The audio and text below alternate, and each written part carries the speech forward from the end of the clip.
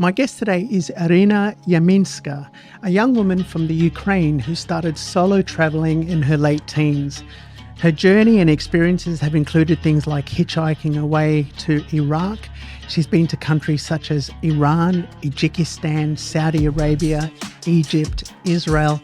And most importantly, I'm interested in talking to her about her latest project, which is shooting a documentary series throughout her time and travels in the country of Pakistan.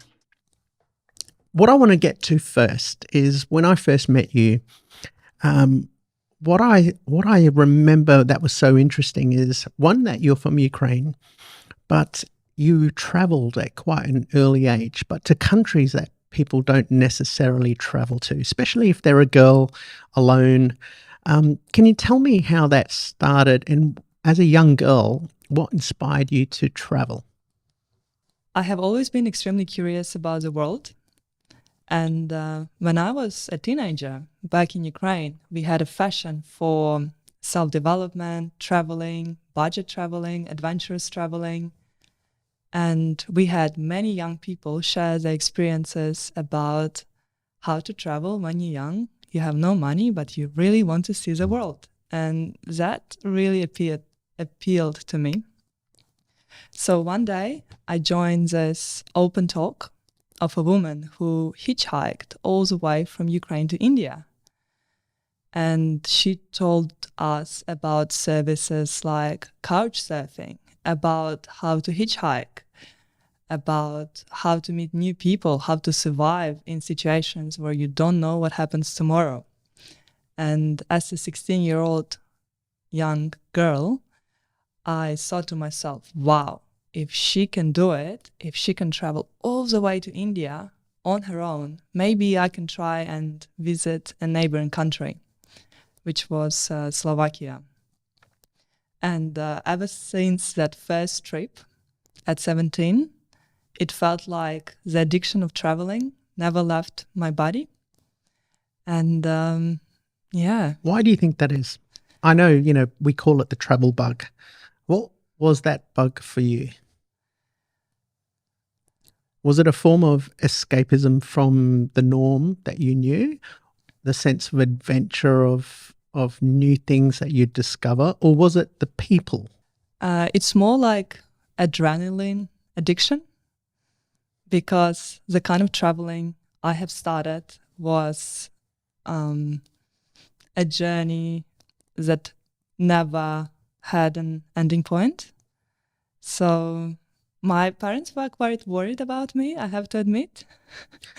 But I have been addicted to the adrenaline of discovering the world, of understanding people, understanding cultures, seeing how much I can handle and survive. And it started from easy places like Europe, traveled by bus, spent $10 on a plane. And then it took me to more adventurous places like Middle East, Arabic countries, Iraq. And this lady that you went to see, how old was she? I think at the time she must have been 21. Oh, so she was quite young too. Yeah. Was she from Ukraine or? Yes, she was. Oh, she travelled from Ukraine to India. She hitchhiked. Yes. Okay, so she was quite an inspiration, and she was in your sort of, I know you were 17, so in your sort of age bracket. What was you went to Slovenia, but when you said to me, for the people listening, I actually said that I'm a traveller too, and these are the countries I wanted to travel to. And you responded and you said, yeah, I've been there. And it was countries like Iraq, Iran, because I love ancient history, and that's the Persian Empire, the Babylon. And I was naming off these countries and you'd been to them, and you said that you'd been on your own. And that I was straight away interested, because I wanted to know the stories of, one, why you went to Iran, why you went to Iraq, and also your experiences there. So I think we'll start with, did you go to Iran first or Iraq? I went to Iraq first. You went to Iraq. Okay, so tell me about, how long did you go for? What age were you? And how long did you stay there? First, I would like to answer your question about how did I come up with the idea to come to Iraq? Yeah. Because that's a good story. So one day I was thinking to myself, okay, I feel like I had enough of Europe and now I want to go somewhere really, really adventurous. And I looked at the map and I was looking, and then I see this country, Iraq. And it's like, this is a place where other people don't go. This is interesting. So I started researching more and more about the country and about the travelers who go there. And that's how I met one of my close friends, who is a traveler who inspired me for many, many more really adventurous countries.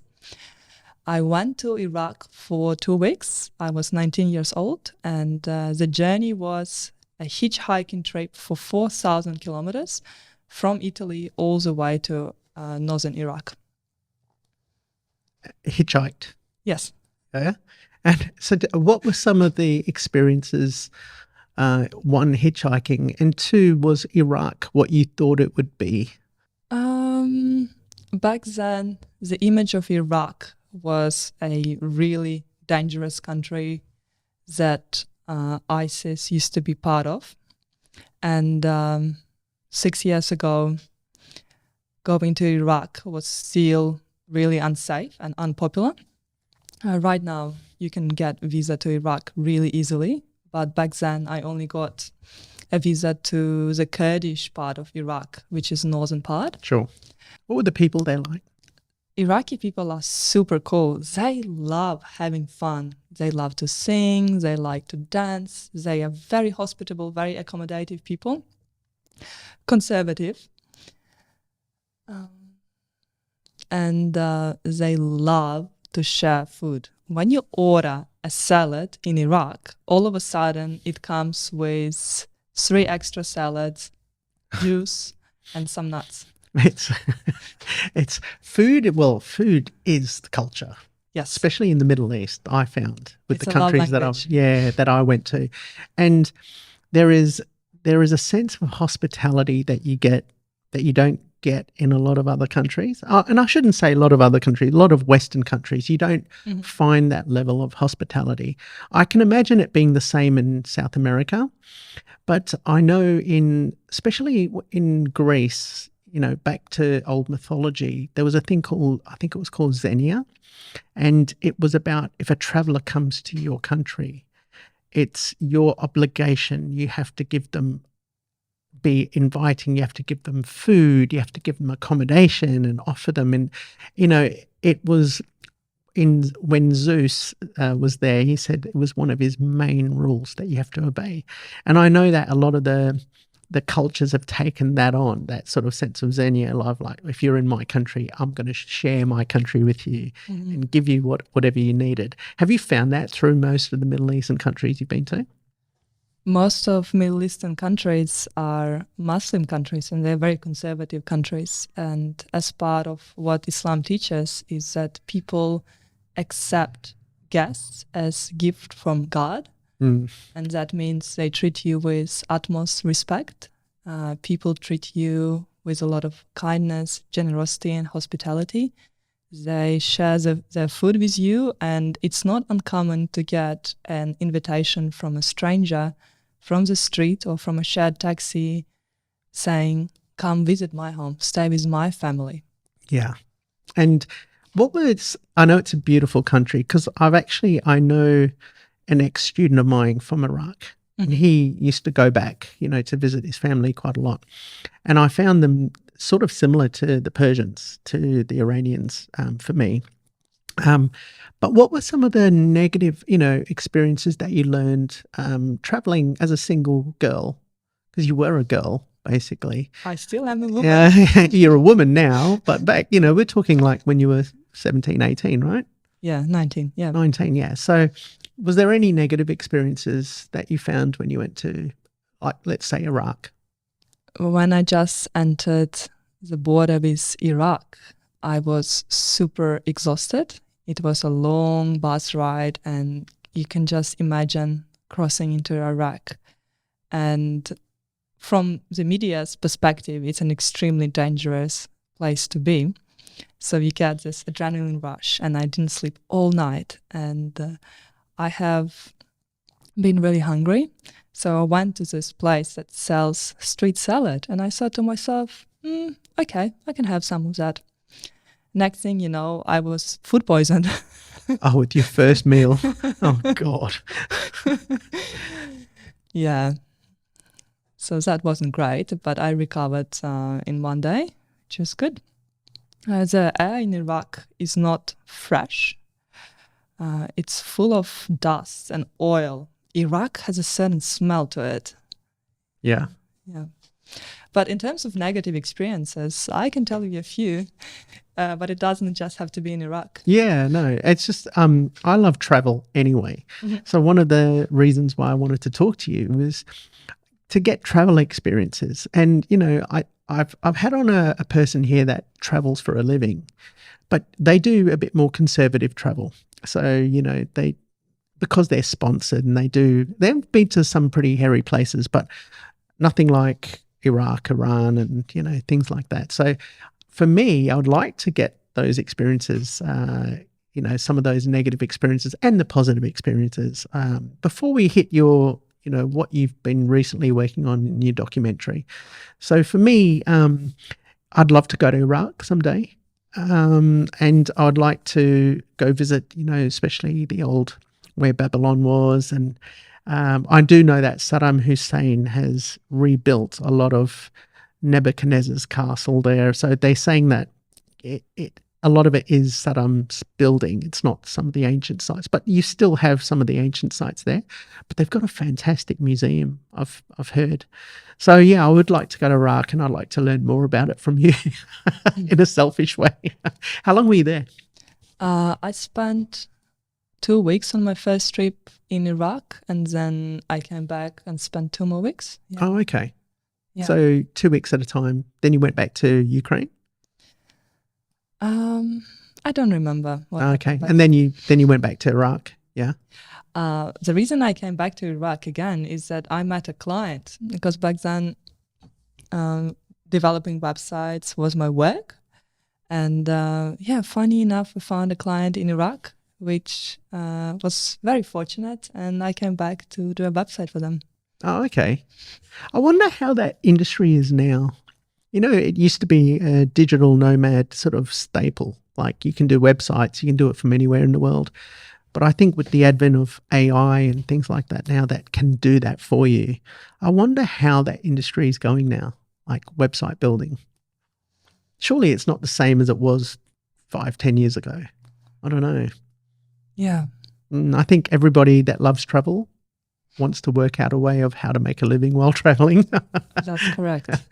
Unless you get a really good paying job that you love doing, and then that allows you to travel as well. That's the best case scenario. Yeah. So, and that's what you're figuring it out now, right? That's what you want to do?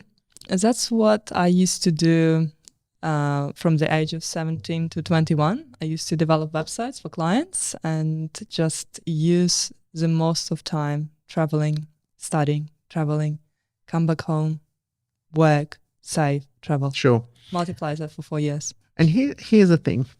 I'd like to know more about your home. Now, obviously, Ukraine's been, horribly in the news over the last, 2 years. Has it been 2 years?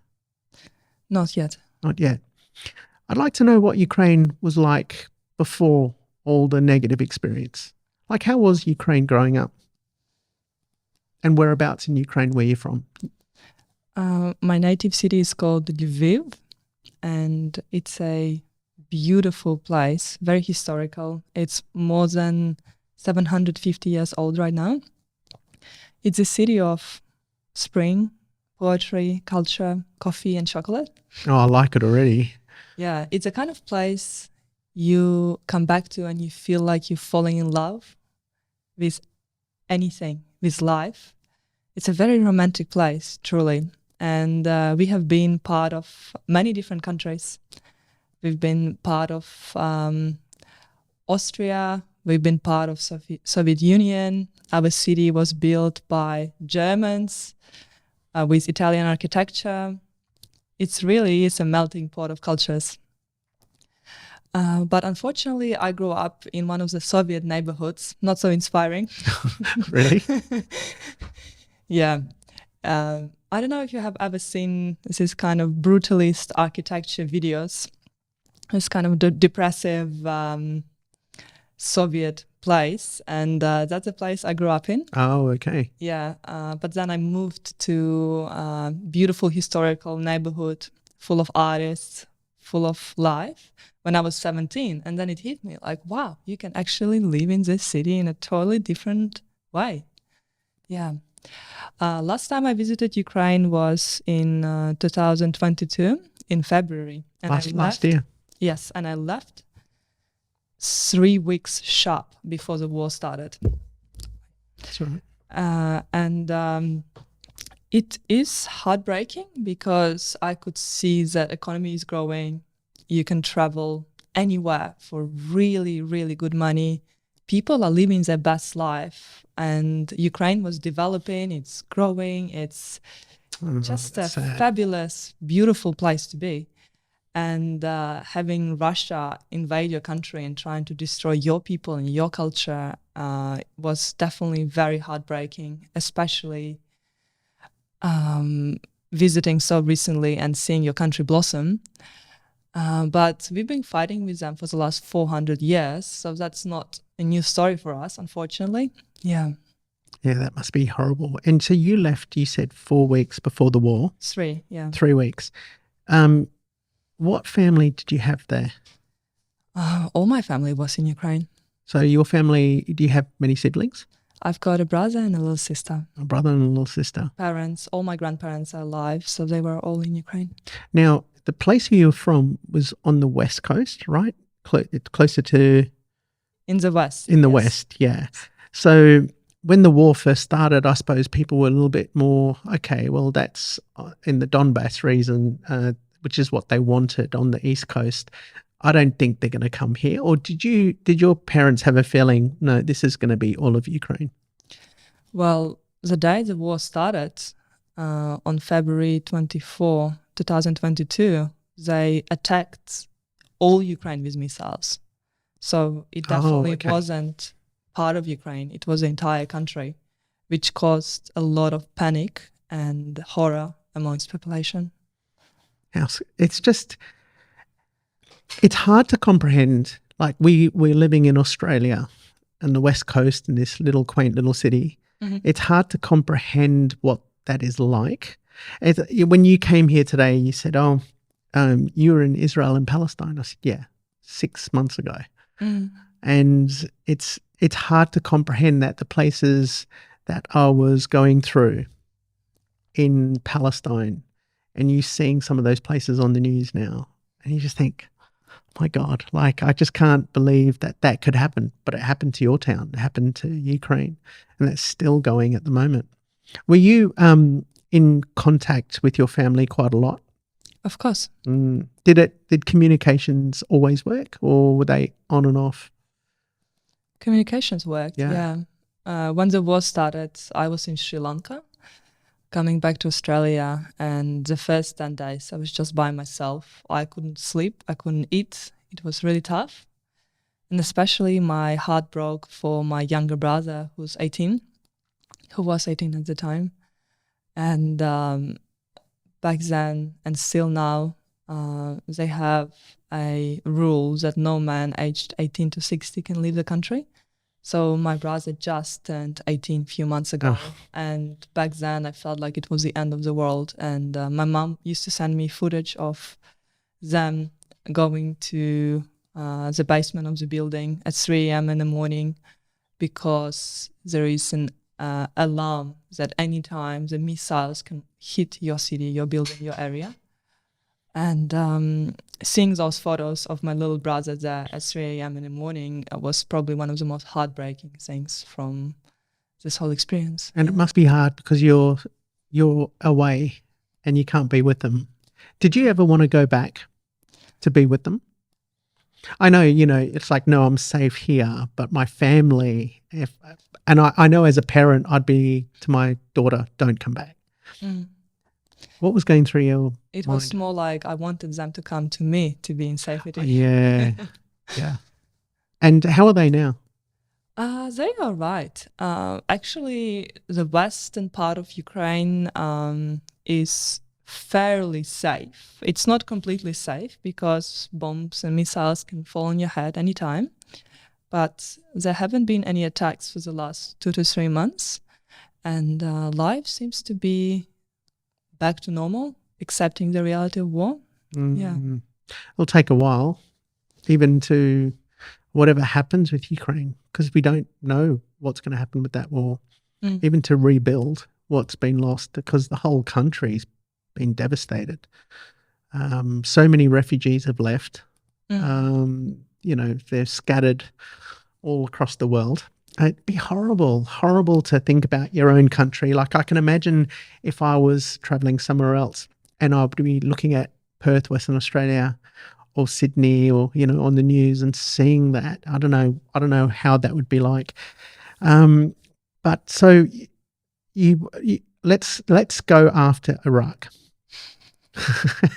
I wanted to give the listeners a sense of, not just your travel, but your home, where you came from, and also turning your life into a positive in a way that you're doing now and experiencing cultures. So where did you go after Iraq? Honestly, after you, I don't remember right now. Yeah. So what about Iran? Tell me about Iran when you went, because you spent 25 days in wow. Iran. Yeah.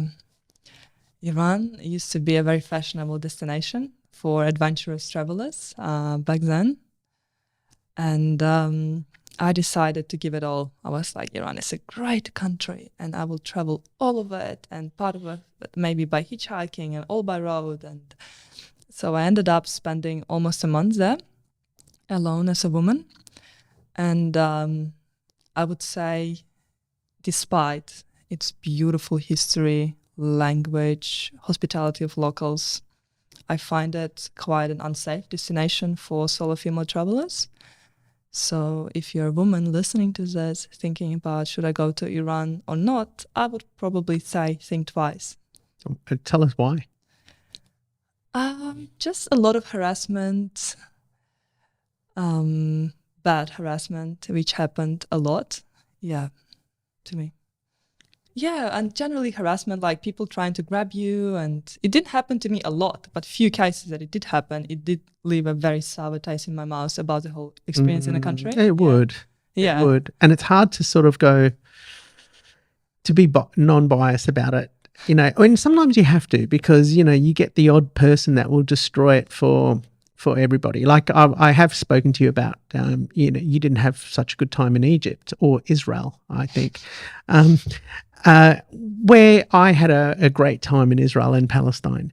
We had no, and I don't know whether that's because you were on your own. I went with my wife, and but my nephew went, and he got nailed in Israel for like 2 hours, and that's leaving the country. Too. Yeah, and entering as well. Oh, he didn't get it on entry, but he got it on leaving, and yeah, I never got any of that. So, you got certain people that will go to Iran that will, like, I know some travelers that have been that absolutely love it.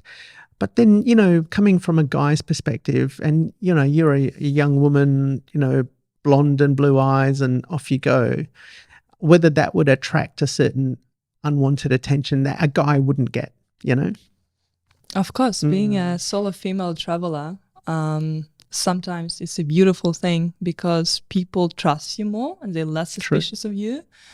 And people would invite you to their homes. And then in some really conservative countries, you get access to female side as well as kids and male.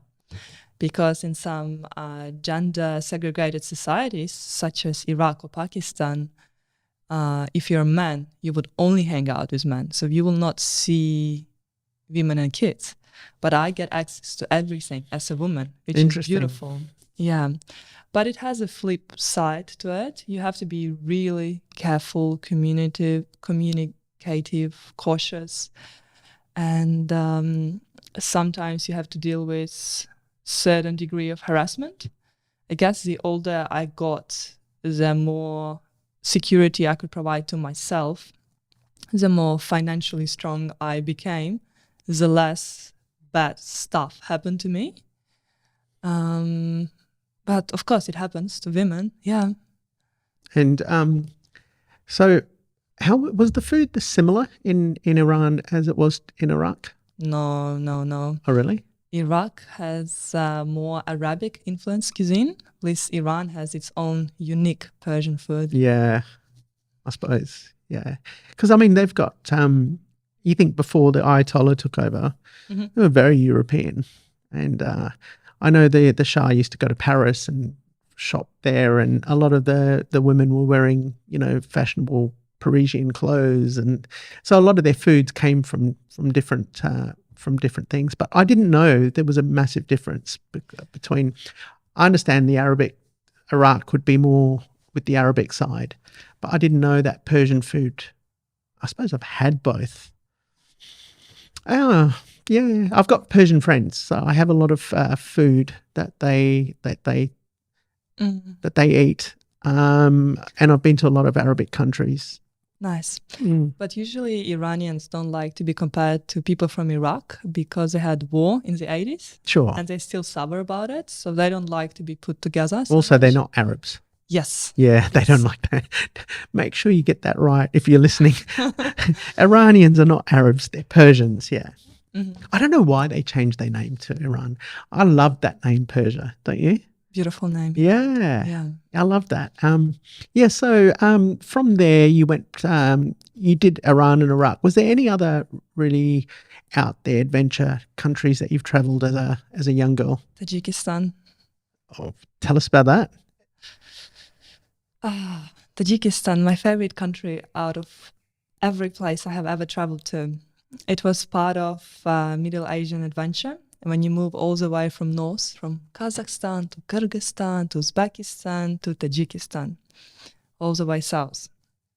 And Tajikistan is a kind of country that not only outsiders don't really travel to, but people from countries that are neighboring wouldn't travel to as well, which I think is their loss.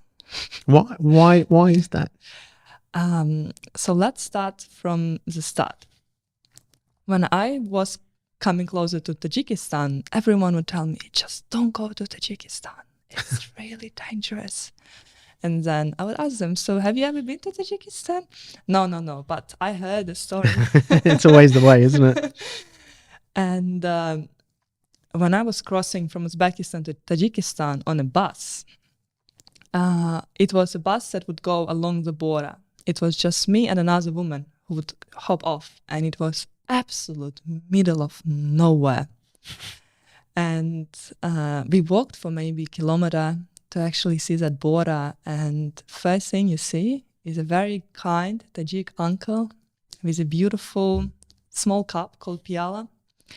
And he says, okay, would you like some Tajik Coke? I was like, sure, let's do that.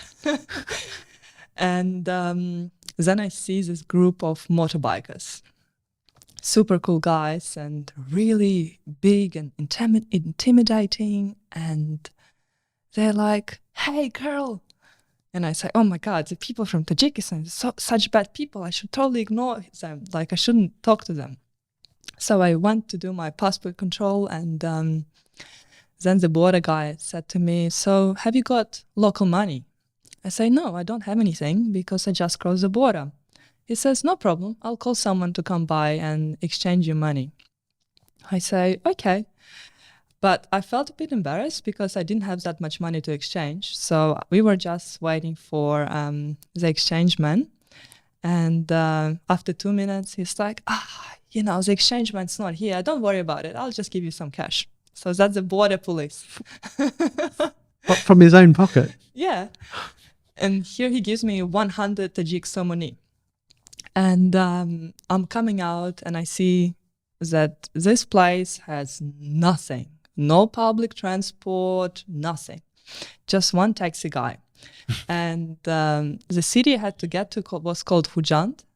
And the taxi guy tells me, okay, I can drop you there for $50. And it's a lot of money for Tajikistan, and it was a lot of money for me as well. And that was my only option. And then I see the gang of Tajik motorbikers. That yelled at you when you first got there. Yeah, they're like, hey, where do you need to go? And I look at them and I think to myself, okay. I say, I need to go to Hujand. They're like, okay, that's on the way. You can hop on one of our motorbikes. This could either go really good or really bad.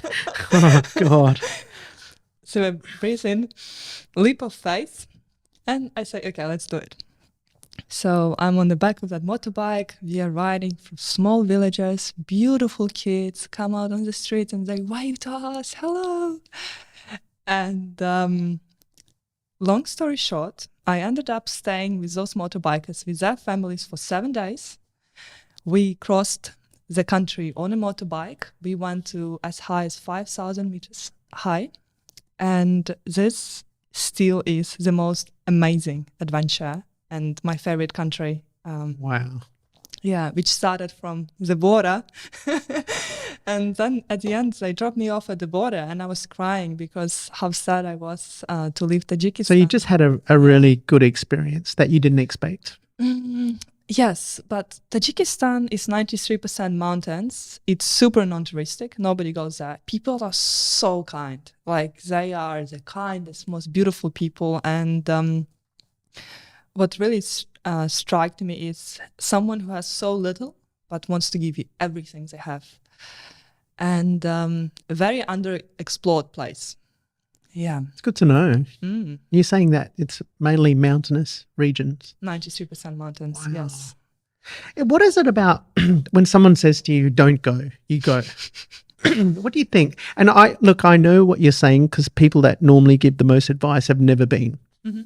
So I don't really listen to that. But but like I was saying to you, things are normally a metaphor for other things.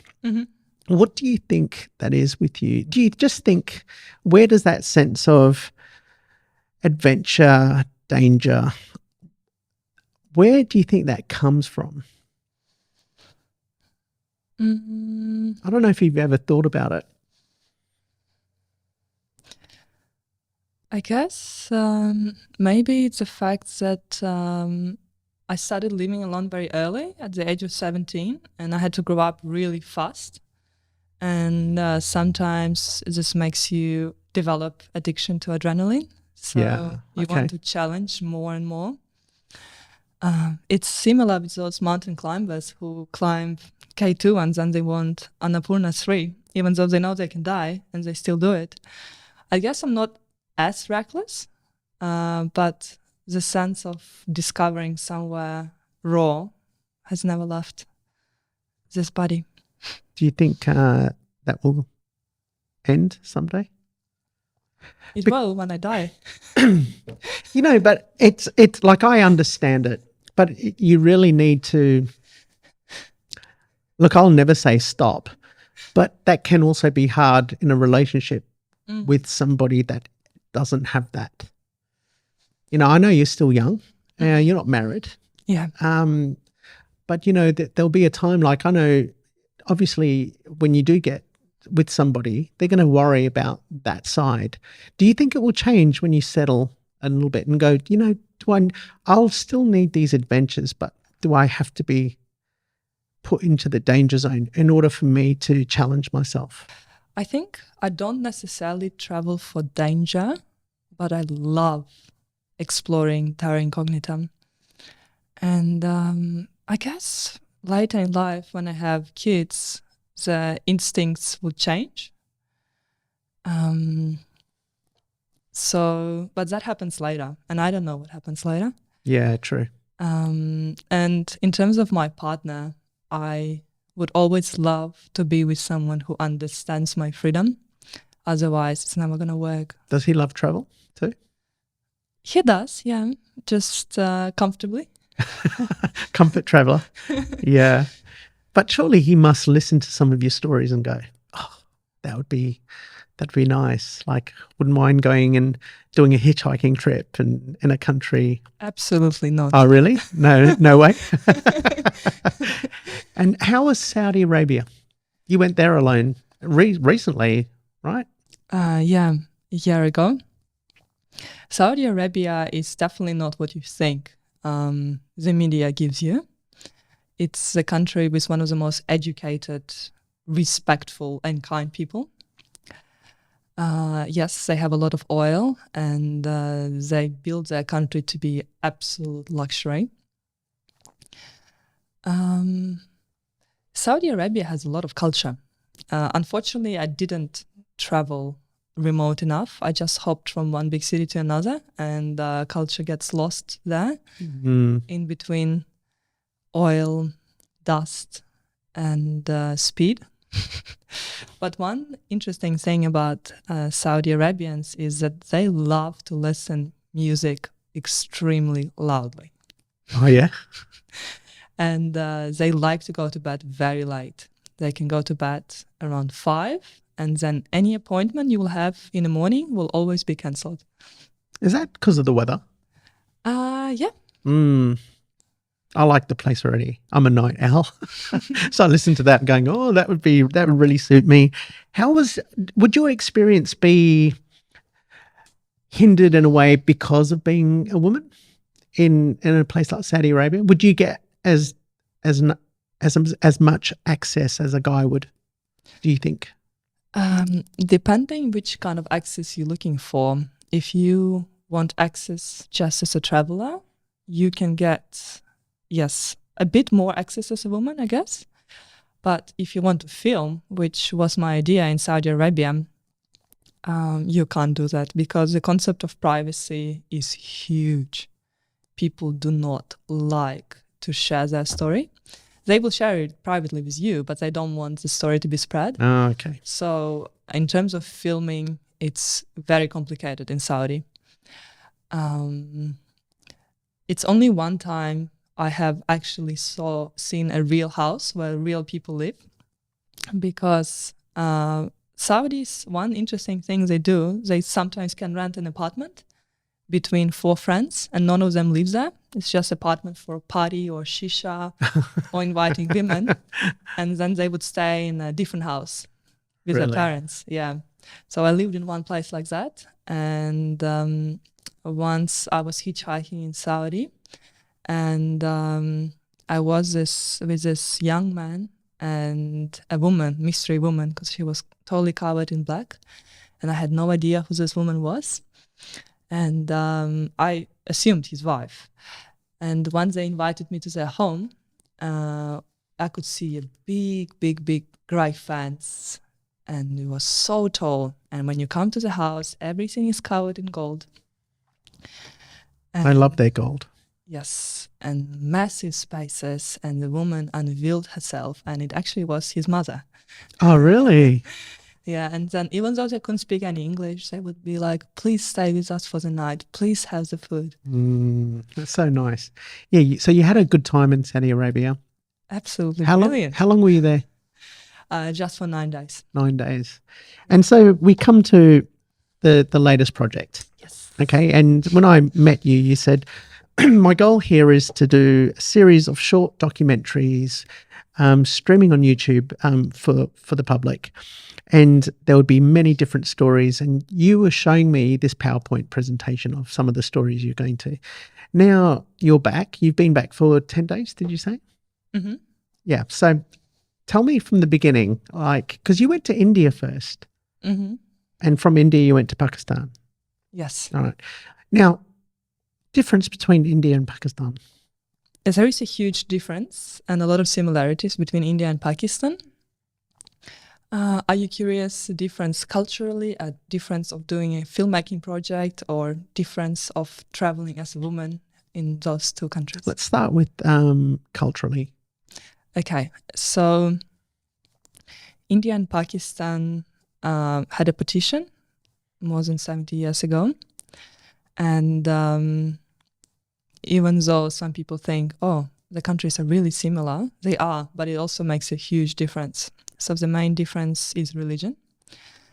And Pakistani people are conservative Muslims, at least in India, you can find everything. Hindus, Sikhs, Muslims, and other religions. In India, there would be a lot of vegetarian people, and the diet generally is light. At least in Pakistan, oh my God, food is a religion. It's a love language. It's everything. And they do not know how to give a little bit of food to someone. They will always give you so much. And lots of meat, lots of oils, salt and spices and sugar in Pakistan. In India, it's difficult in terms of personal space. Spaces are really cramped. And the biggest difference is how close do people come to you. At least in Pakistan, it's the second time I'm coming back to this country, and I have never, ever had a bad experience with any kind of harassment. So it was very safe as a woman, surprisingly. Well, you're in a conservative Muslim country. You'd expect to be safe, right? Mostly, yes. Yeah. Yeah. And you didn't feel that in India? Oh, absolutely not. Because of the personal space, there is no personal space there? Yeah, when people like grab you, especially interesting thing is men, sometimes they would keep more distance, but Indian women, they find, okay, if I'm a woman and you're a woman, then we can get as close as I am comfortable. And sometimes I had experiences like someone was like taking my handbag and rummaging through my wallet and all my belongings. What, an Indian woman? Yeah. And if men want your attention, they would just come really close and say something to you. With women, they would like directly grab you. And one time I was filming an episode in a Karni Mata temple. It's a temple where they worship a goddess who is associated with rats. And back there I had a lot of attention because you have a camera and also wearing traditional clothing. And then you have someone asking, can I take a selfie with you? Which is very common in India. And then you say yes. And then all of a sudden there's a queue of people wanting to take a selfie with you. Yeah. And then you're like, okay, you had enough. Thank you. Okay, bye. And then I remember there was this one young boy coming to me. He was about 20. And he's like, oh, selfie, selfie. And I say, no. And he says, no, selfie. And he comes to me like trying to grab me by the neck like this. And I'm like, no. And like I had to go away and he followed me. So because of that, I didn't feel safe in India. Things like that would happen more or less every day. And I always was with someone, with a family. But as soon as I go away, that starts. So when you're on your own? Yeah. So I would say, depending what safety means to you, if you like your personal space, if you do not like to be touched, grabbed, and if you're a woman, yeah, maybe plan a little bit of time in India to explore it, stay in a nice hotel. But yeah, if you want to spend sort of adventure travel, maybe 3 to think about 4 it. months in India, it takes a certain type of personality who can deal with things like that. Mm-hmm. For me personally, it was really uncomfortable. Yeah, at least in Pakistan, you get personal space on a physical level. Yeah. But people are still like super curious, and you need to be very high energy, like talk to everyone, entertain and everything. Yeah, similar to India. Wow. Yeah. Because I have heard as well, it's quite different from the north to the south of India too. Mm. Especially when it comes to food, because I know that the more south you get, the more spicy the food. Yeah. So where were you in India, by the way? Obviously north. I traveled only to 2 states, Punjab and Rajasthan. Okay. Mm-hmm. Okay. And how long were you there? I spent 12 days total. Wow. See, when I met you, I didn't even know you were going to India. I thought you were going straight to Pakistan. Yeah. But you went to India because it was easier to get from there to Pakistan? Yeah. It was 2 reasons. First of all, I have never been to India, and this was my 6th attempt applying for the visa, and they finally granted it. Oh, I remember you doing refusals. the Instagram stories. Yeah. Can anyone help me get to India? Does anyone know anyone in Indian immigration? Yeah. And so I was honestly really curious. India was always on my list. and it was so close to Pakistan. So I thought, why not? And the second reason, it's much more affordable to travel from Australia to India rather than directly to Pakistan. Sure. And it's just 30 kilometers to the border. So makes perfect sense if you've got a visa. So tell me, you didn't shoot any stories in India? I did. Oh, you did? Did a story on the temple where they worship rats. And I did a more entertaining episode on what $10 can get you in India. Oh, did you? 10 Aussie dollars? Or American. you're American? American, yeah. I have seen something on that rat temple. Mm. Yeah, I actually saw a guy talking. He does Instagram stories, but factual things about unique places. Mm-hmm. And when you just said that, I was like, oh, I've heard about that. I remember seeing that Instagram story in the rat temple. How did it go? It went okay. We went. So this place is really unique. You can see 20,000 rats there, but you have to come at the right time. We came in the morning, and the right time to come is the evening. Nevertheless, it's a temple, so everyone comes there barefoot, and there is lots and lots of rats running around, and rat food and rat feces and all this amazing stuff.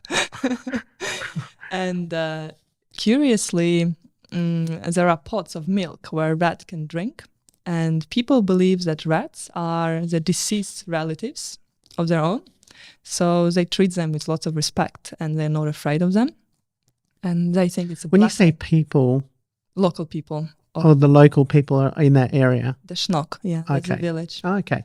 We spent maybe 3 hours and before the security guard wanted to kick us off. Why? Okay, so there is price list on things you want to use for filming. If you want to use a phone, this is a certain price. If you want to use a camera, you pay twice as much. What, a phone?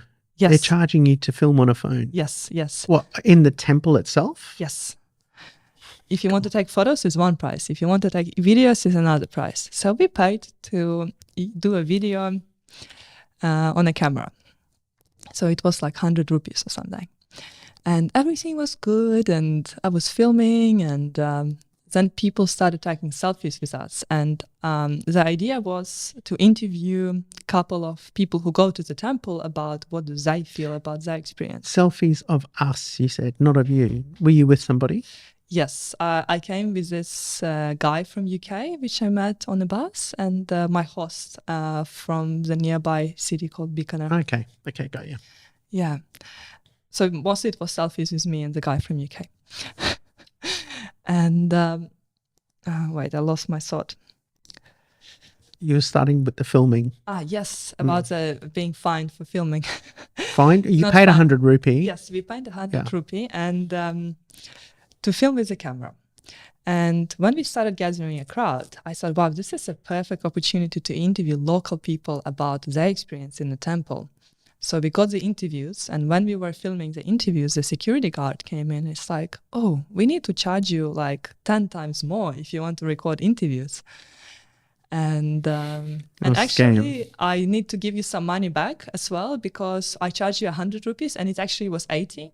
And I was like, okay, so he's giving me money back. But you're going to charge me so much more, 10 times more for, oh, what a rip. Yeah, things just don't make sense and you get used to it. The problem was that my host, he got quite intimidated by that, because what I would probably do is I would just ignore it. Because people in India, they're not aggressive.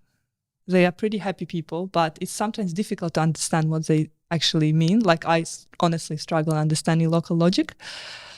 So yeah, I would just keep filming, but because someone from my crew got really nervous, we had to wrap up and leave. Yeah. Nervous, yeah. Because of the threats of security guard, you gotta pay us 10 times more. Okay. Did you get what you needed? Honestly, I regret we didn't come in the evening, because you could see so much more rats, and there was just no way I could figure it out if someone that is local would have told me. Yeah. And so let's get to Pakistan now, the place that that was the target of most of your stories. Yes, Okay. finally, Pakistan Zindabad. Yeah. So where did you land in Pakistan? Just crossed the border from India to Lahore. Okay. And what was your first story? The first story in Pakistan had to be street food of Pakistan. But unfortunately, I still had food poisoning from India. So I had to cut my filming short, and I refilmed that later. So my proper first story was joining the Sufi ceremony in one of the Sufi shrines in Lahore. And so tell us about that. Before we get to that, food poisoning.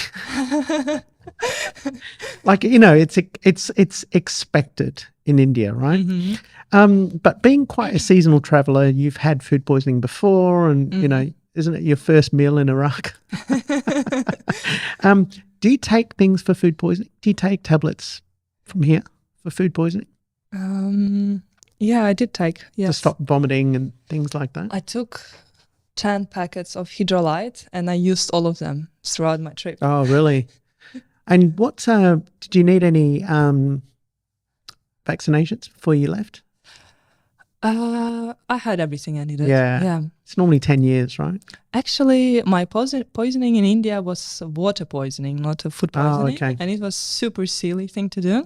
Just a matter of habit, brushing my teeth in the shower. And if you ever go to India, like common sense, do not brush your teeth in the shower. And somehow it fell out of my thinking process, and matter of habit took over. And I'm just brushing my teeth, and then, oh my God. Oh, you knew straight away. I had a sip of this water, and then I was sick for 8 days. There's nothing worse than food poisoning. Oh. Yeah, I mean, it was good and bad. I feel like out of all the sickness I lived through on this India-Pakistan documentary trip, this was the easiest. Because if you have food poisoning, you can still function. Yeah. Yeah. But it's, I was thinking, what is the positive out of this? You're like, there's positives. You can still function. Yeah, you can have like good rice and delicious bananas and nice probiotic yogurt. You can lose weight if you want to lose weight. Which you did, right? Yeah. And if you get food poisoning in India, one really good thing about it is that local people, they respect if you don't want to eat anymore. They respect that you want to stay hungry, which is fine. At least in Pakistan, I had to fight with people to not give me food. Yeah, you're too thin. You need to put on weight. Yeah. Yeah. What was your favorite story? Oh, favorite story out of all Pakistan? One cancelled on you, right? The wedding? Yes, not the wedding, but my favorite story in the entirety of Pakistan was going to the Sal Desert. Why?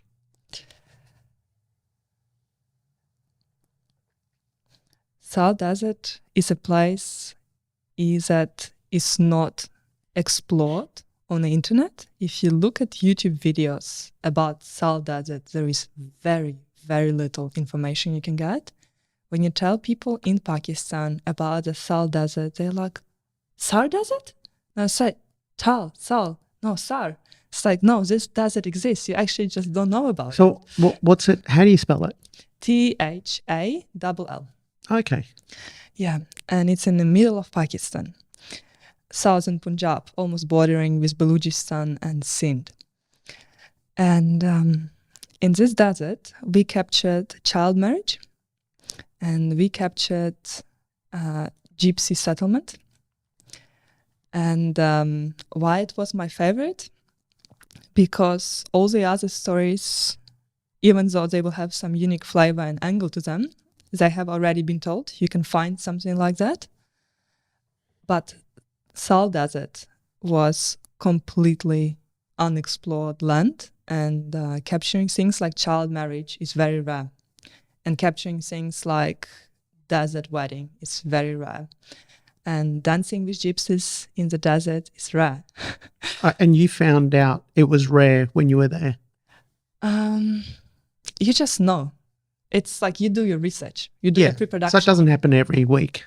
Yeah, you do your pre-production, you do so much research, so many video calls, endless amount of research, and you know when some things are really already explored or really hard to find. Sure.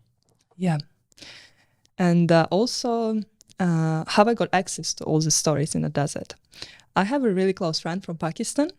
His name is Adil, and he basically co-produced this project with me. He is a dentist, and because he studied in a government university, he's been stationed to work in Hyderabad cell, a small town in the middle of that desert. And I remember one day, maybe 6 months ago, I asked him, can you find me a wedding in the desert? And this was a very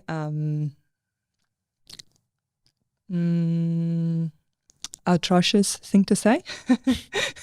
Why? Because I knew I could cause him a lot of trouble there, and it's difficult to find a wedding somewhere there. And he thought about it, and he said yes.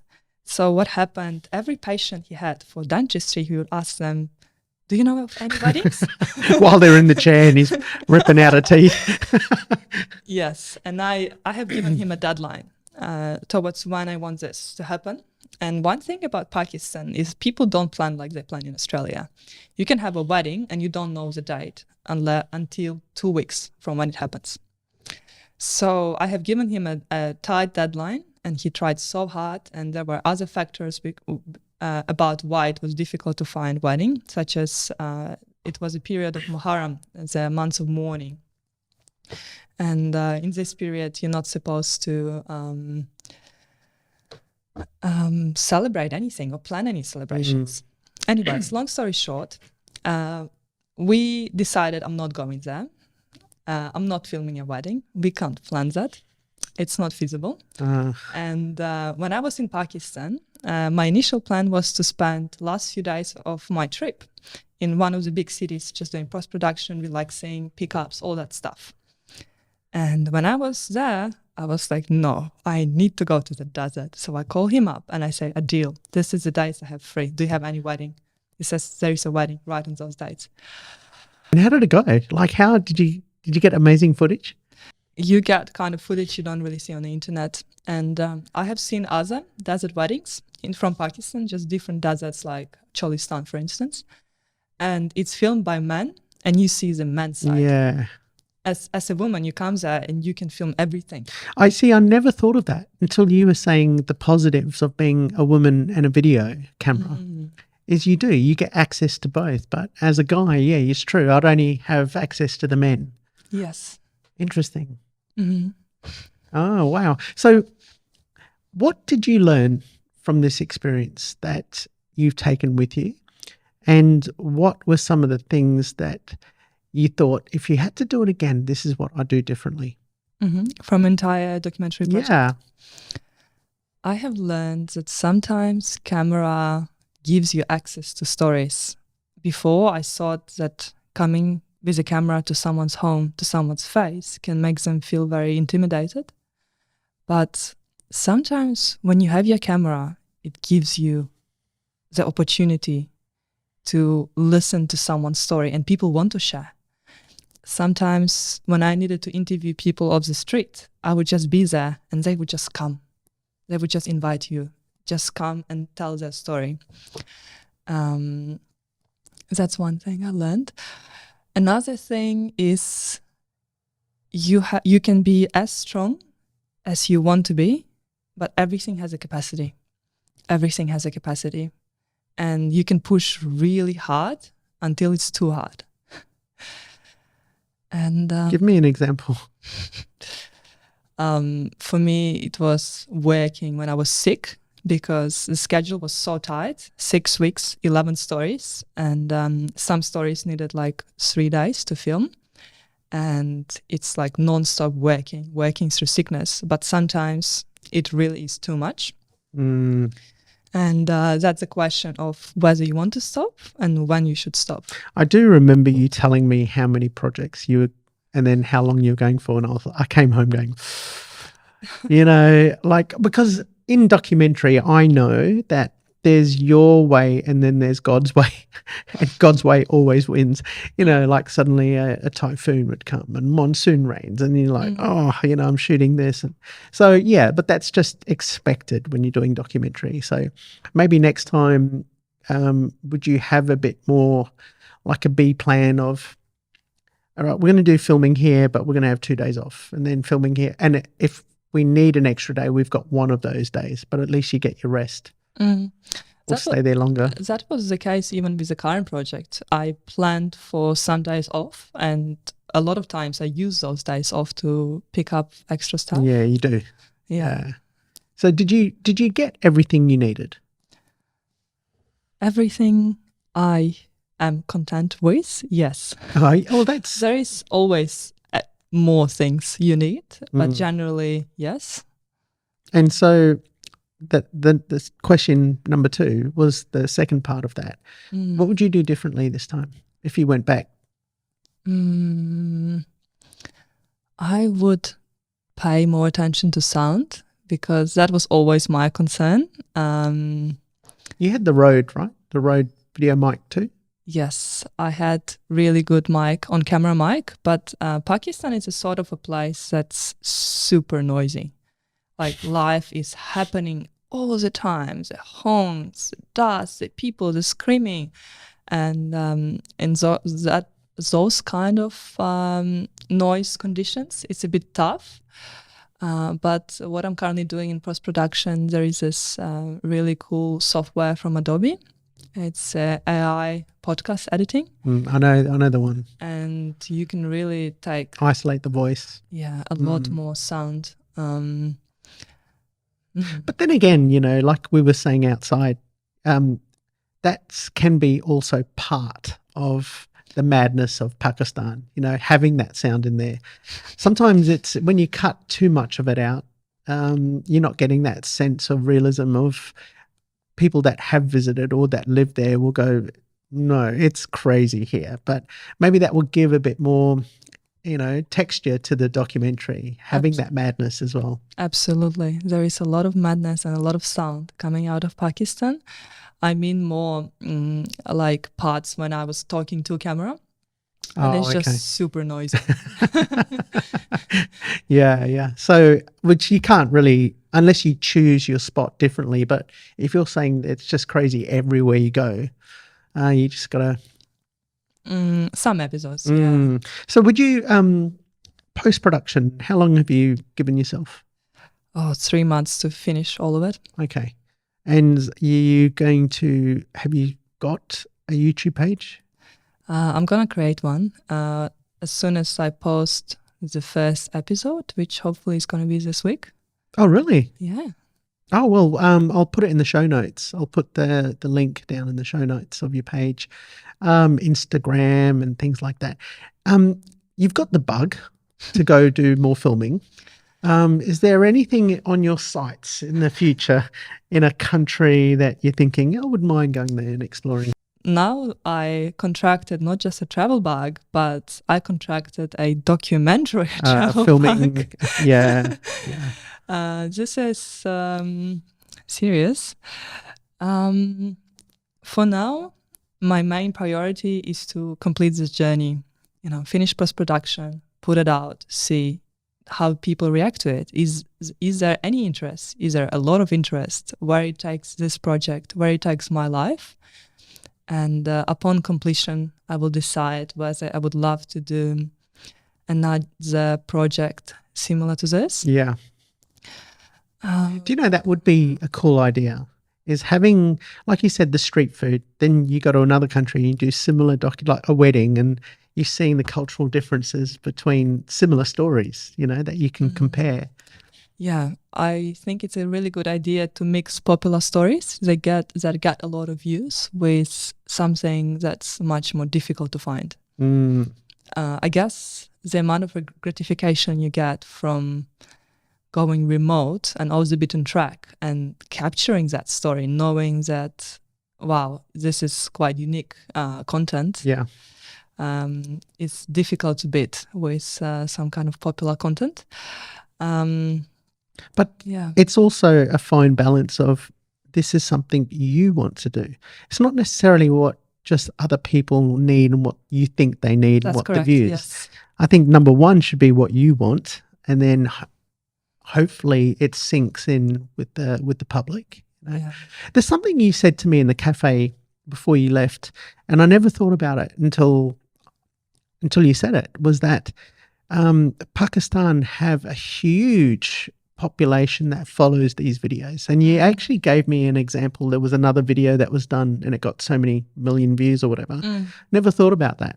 So I think, you obviously when you do something, you think about your own country. But no, you're filming in Pakistan.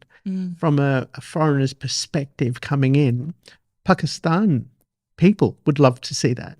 Yes. So you could be really lucky in getting that from Pakistan. Yeah.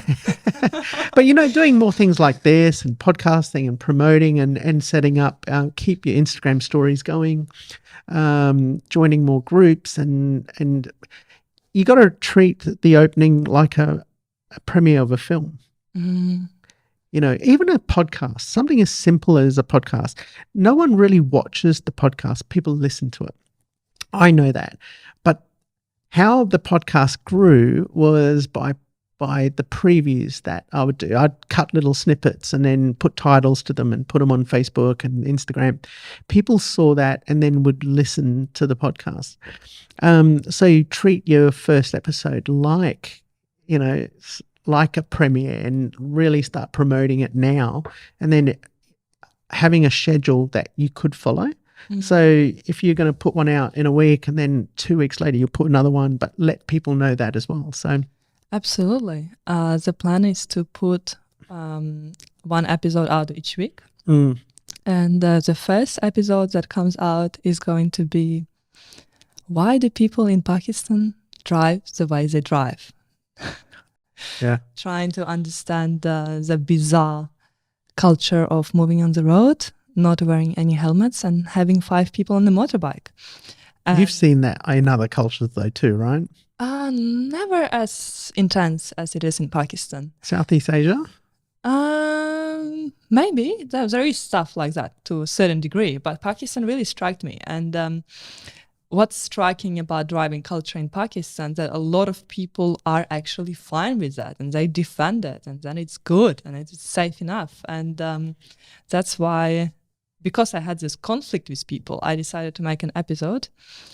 And in terms of post-production, this has been one of the most challenging, because there is a lot of interviews, translations, and I've been working on it for a while. But there would be a lot of episodes which are much more straightforward in terms of editing. So, yeah. That's translation. I didn't think about that. It's an obvious thing. So you had a translator with you. Was it the dentist guy? Yes. He just interviewed people, and then I have a translator who just helped me in post-production. Yeah. Okay. She's a professional translator. Okay. Oh, that's good. And so subtitles and things. Getting on some really popular Pakistan groups as well would really help, because you really want to promote it over there. It's a really good idea. Yeah. Pakistan Facebook group. I remember you saying to me the first negative thing that you got when you were traveling. You went on a Facebook group and you put something there and you got hammered, but it's actually a good thing. Like, you, as in, set up a group or join really popular Pakistan groups and promote it there and let them do the work for you and promote it and share and things like that. But I think that's a great idea. Is, hopefully it becomes huge in Pakistan, because all you need is the views, and then it will slowly grow and grow and grow. And by then, you'll be in your second country doing another documentary or whatever. As they say in Pakistan, inshallah. Inshallah, yeah. Hopefully. Inshallah, yeah. So do you have an idea where you want to go next? I just give myself some time to think. But I have 2 ideas. If I ever come back to Pakistan, there are 2 largely underexplored regions called Sindh and Balochistan. And it would be absolutely superb to do a sequel and capture their stories. Okay. Absolutely superb. But if I would go away from Pakistan, I am currently looking at the map of Africa. Just thinking about it. Okay. I'm Okay. just thinking about Okay. it. Yeah, I've heard some fantastic things about different regions, different countries within the African continent. That would be great. Did you take now for the gear nerds? Mhm. What are you using? I used Sony a7S3 with Sony 24 1.4 GM and 85 1.8. Okay. Oh, so you had two really fast lenses. Yeah. Also. Oh, good. I like shooting on fixed lenses. I do too. Yeah, even if it comes to documentary where everyone tells you take zoom, which is sound advice. But that 24 1.4, I barely took it out of my camera. Beautiful image and lets you capture everything you need closely. And it's really good because I also had an on-camera mic. It's called ECM B1M from Sony. And that's how I captured majority of the sound. Do you know, it's interesting you say that because there is a difference. I used to have a Zoom that I used to go and do work with, and it was called the Holy Trinity. So I had the 16 to 35, the 24 to 70, and then the 70 to 200. But I found doing photography now and listening to some of the most famous street photographers from Europe and things, there is something about a 24 to or 35 fixed lens in terms of you are within the environment. You're not a spectator zooming in there, and you can feel it when you watch it. And I do a lot of street photography now, and it's so different.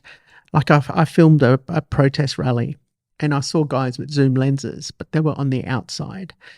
I was in front of the person, and they're showing me things and you become part of that, and you feel it within the photos. So when you said, the 85s are great, even a portrait lens for photography, but I thought you'd use the 24 more. Absolutely, for everything. Yeah. Did you have a drone? That's just one of my regrets. I was deliberating a lot of time whether you can take a drone or not. The trick was that you can freely use drone in Pakistan, but in India, you are not supposed to use a drone. And the story is that you can't get a license. Most people could never get the license, so it's not a very feasible path. And the story is whether they take your drone away on a border or not. That's you know always what? a worry. They never ever checked any of my luggage. Oh, really? But you don't know. You really don't. You're taking a massive risk. Yeah. I guess having a drone would be really good, but at the same time, not having a drone is still all right. Yeah. I thought it would be more of a tragedy than it actually was, not having a drone. If you went back, would you take one? Yes, I think it's just a question of the risk. Are you ready to sacrifice your drone for the Indian border? A couple of grand, yeah, I know. And they're getting more and more strict with drones all around the world now. So when I bought my drone, I was taking it everywhere. And I had no problems, except Egypt, because they wouldn't allow it. But I heard some horror stories. I heard one guy getting taken away in a van. They let him go, but they confiscated his drone. They fined him $2,000 and he wasn't allowed back in the country. He flew his drone over the pyramids, right? So obviously, but he was like 4 kilometers away. But no, he got picked up, and I've heard some stories. So I didn't risk it either. I didn't take it to Egypt. Egypt is too much of a risk. Yeah. Yeah. I think countries you've got to sort of do a bit of research and go, yeah, maybe I can and maybe I can't. But like you said, I don't think you need to. You think documentaries have been made before drones came out, and if you're getting those more personal feelings and personal shots, I think it's good. Sometimes in establishing, especially in a desert, to get that vastness and space and emptiness and, a nice shot. One very experienced producer and director said to me this. He said, Wayne, when you're doing a drone shot, don't just do an aerial shot looking down. He goes, it's really nice to get in a horizon to give you that perspective.